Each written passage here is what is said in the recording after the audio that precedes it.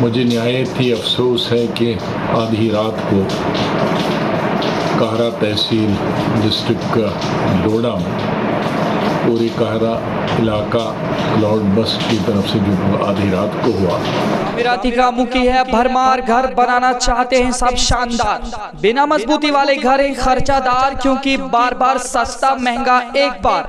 अगर चाहते हैं आप भी घर शानदार तो जरा भी न करिए इंतजार, क्योंकि आप डोडा के गणपत ब्रिज से कुछ फासले की दूरी खलैनी रोड पर प्रो बिल्डर्स ने खोला है हॉलो ब्लॉक्स का कारखाना, जिसमें अंबुजा सीमेंट से बनाए गए हॉलो ब्लॉक्स के छोटे बड़े सभी साइज कम से कम दामों पर दस्तयाब हैं। हॉलो ब्लॉक्स कच्ची ईंटों से ज्यादा मजबूत, पत्थरों से कम दामों और वक्त की तेज रफ्तारी को पकड़ने में आसानी पैदा करने के अलावा मजदूरी की उजरत में कमी लाने में नुमाया रोल अदा करता है। हासिल करने के लिए जल्दी से इन नंबरात पर राब्ता करें 7006820070 9858131580। अस्सलाम वालेकुम, आदाब नाजरीन, शोम चैनल डोडा से मैं आपका मेज़बान इदरीस फलाही आप सब लोगों की जानकारी के लिए बताना चाहूँगा कि जिस तरीके से मुसलसल बारिशों के ज़रिए से मुख्तलिफ इलाकाजात में नुकसानात होते ही आ रहे हैं, और साथ ही साथ कल हमारे पास जो खबर पहुँची है जिसमें साफ तौर पर आप सब लोगों को मालूम है कि किस तरीके से काहरा के अंदर बादल फटने की वजह से वहाँ का इलाका तहस-नहस होकर के पानी के साथ घिस चुका है और काफ़ी सारे मकानों, दुकानों और साथ ही साथ एक निजी स्कूल को भी काफ़ी सारा नुकसान पहुँचा है। ज़िला इंतज़ामिया तक खबर मौसूल होने के बाद ज़िला इंतज़ामिया से डिप्टी कमिश्नर डोडा, SSP डोडा और दीगर आमला वहाँ पहुँचे और वहाँ पे नुकसान शुदा अफराद को कुछ इंतज़ामियाई इमदाद भी दी है। फिलहाल इसके अलावा भी आपको मैं बताना चाहूँगा कि साबिका वज़ीर आला गुलाम नबी आज़ाद जो कि उसी इलाके के रिहायशी हैं, उनके ज़रिए से भी उस पूरे मामले में दुख का इजहार हुआ है। ख़ास रिपोर्ट आपकी नज़र। ये जाई से आने वाला है ये वाला, और ये टाटा एरिया से आया है ग्राहट नाला। ये टूरिज़्म है, यहाँ पे नबी साहब का ग्राहट था, वो देखो वो ग्राहट नज़र आ रहा, टीन जैसा शेड जैसा, और इस साइड में ये मकान था, बनाया था नया मकान किसी ने, और ये एकेडमी का एरिया था,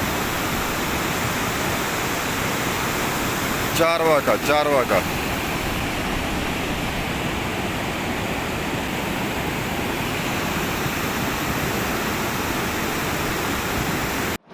मुझे निहायत ही अफसोस है कि आधी रात को काहरा तहसील डिस्ट्रिक्ट का डोडा में पूरी काहरा इलाका क्लाउड बस की तरफ से जो आधी रात को हुआ, जो लोग सोए हुए थे उससे बहुत भारी नुकसान हुआ, जिसमें तकरीबन 26 के करीब घर, इंस्टीट्यूशन, टूरिज़म के इंस्टीट्यूशन, स्कूल के इंस्टीट्यूशन और ग्राहक तबाह और बर्बाद हो गए, और 40-50 के करीब जो मकानात हैं वो पार्शली डैमेज हो गए।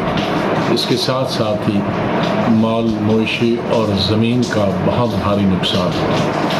मैं अपनी तरफ से पूरी गहरी हमदर्दी उन तमाम लोगों से रखता हूँ जिन्होंने अपने घर खो दिए या जिनके घरों को नुकसान पहुँचा।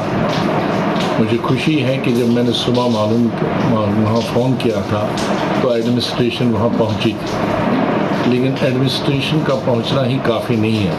सबसे बड़ी ज़रूरत है इस वक्त कि उनको जो फुली डैमेज है और जो पार्शली डैमेज है या ज़मीन का नुकसान जिनका हुआ है उनका मुआवजा दिया जाए ताकि वो अल्टरनेट अरेंजमेंट करें।